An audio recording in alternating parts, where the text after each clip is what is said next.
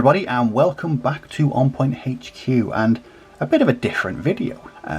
What do I mean? Now, I don't normally do unboxings or product reviews. It's quite a subjective sort of area I try and stay away from. But the reason I'm doing this is that I've recently picked up this. Now, this is the US Marine Corps box by Rubicon. It's a multi-part plastic kit, and it's very quickly become one of my favourite all-time kits. So what I thought I'd do is just a very quick video on what the kit looks like, how it goes together, and also the so I've painted up 8 of these so far. I'm working on them quite slowly. I've got no real plans at the moment. I might be sort of venturing into a bolt action version of Vietnam, but at the moment I'm just really enjoying working on these. So what I thought I'd do is, like I say, quick video about what the sprue looks like, how they go together, and what they look like painted up.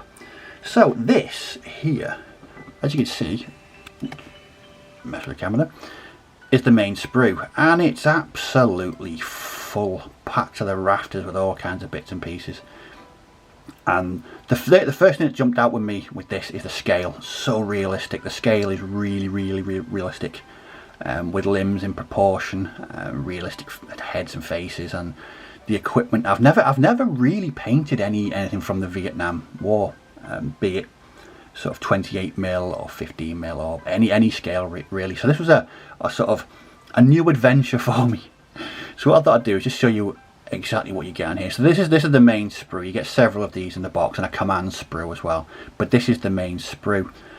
As you can see, the detail on these is absolutely phenomenal.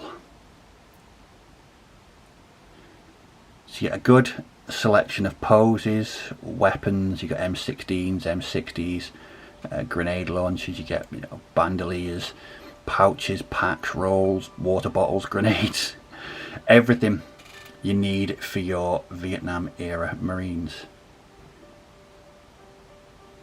So that is the main sprue. As you can see, it's absolutely packed.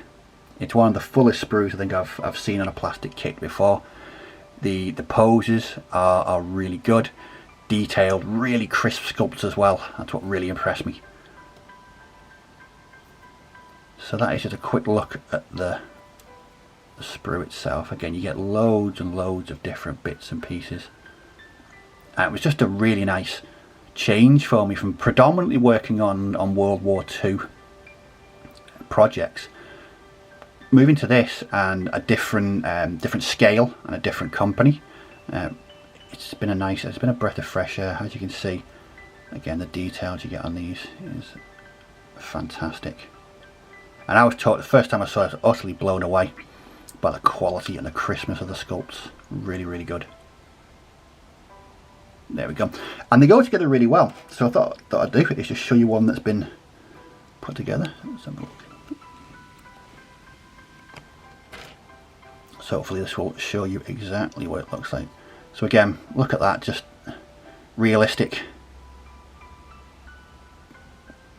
Goes together so well. There are instructions that come with the box, but they're merely a guide. I'm still using the guide because it's the first time I've worked on these, and I'm just sort of finding myself with the bits and pieces. There's so much scope for kit bashing and for making your own sort of dynamic poses.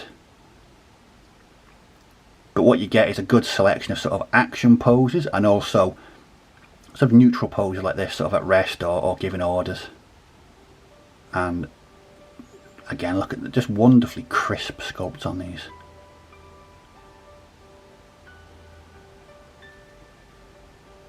Because they are multi-part, but they go together really well. No issues with that. No force fitting or anything like that. They really do go together really well. And just again, look at the scale. Very realistic. And that's what really drew me to these miniatures. It's an era, like I said, it's an era I've not worked on before. But having seen them on various sort of Facebook groups and on social media, I knew I had to get me a box of these at some point.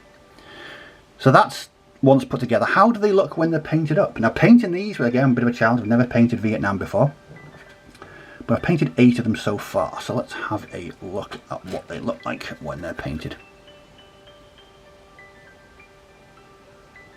Okay, so here we have the first four completed. So we've got a chap here with an M60. This guy here with his M16 with his M203 grenade launcher. We have a radio operator. I love the pose on this radio operator. It's so good. And all I've done is I've used a bit of guitar string to add an aerial to that. But as you can see, the poses are so good. And then we have this guy here with his M16. I'll look at these from behind. As you can see, you get a vast amount of equipment, so all different packs and pouches, water bottles, etc. A nice detail is that several of the heads have different items strapped to the helmet. So on here we've got a couple of cigarette cartons.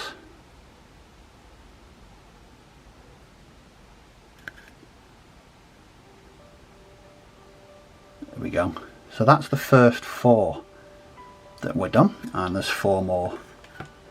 I think this shows that the different level of poses that are available that you can build in this kit. So we've got this one chap here who's running and throwing a grenade, and then we've got him, this one here, running like he's under fire. Just a great touch with that, the left hand holding the helmet on. I just thought it's a wonderfully nice little detail that really adds character to that figure and that pose. This guy here with his M16.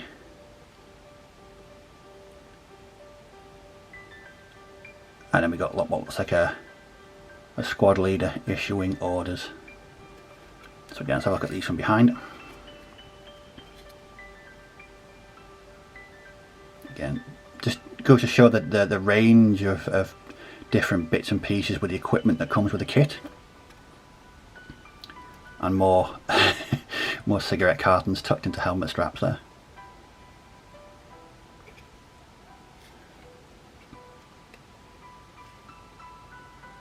But a really wonderfully detailed kit, and I'm really enjoying it. I'm not painting them as fast as I would the other bits and pieces that I work on for World War II. These are just an absolute joy to build and paint, so I'm really taking my time with them. And they actually paint up really quite quickly. Just different greens and browns and beiges and khakis. But I just think every figure that's built has such wonderful character.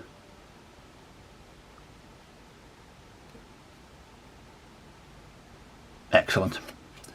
Well, there we go. Like I said, a bit of a short video. It's just something I've been working on. People have been asking me about it.